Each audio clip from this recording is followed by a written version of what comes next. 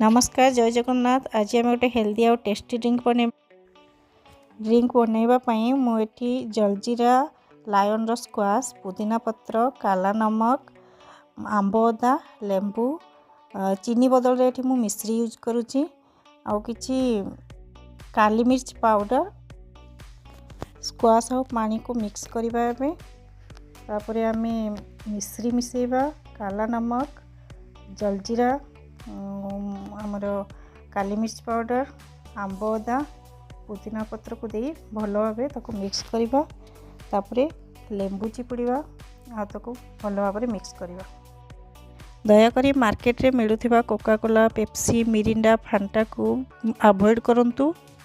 विशेषकर पिला मानकु माजा और फ्रूटी दिंतु नहीं, यह स्वास्थ्य पाई बहुत क्षतिकारक।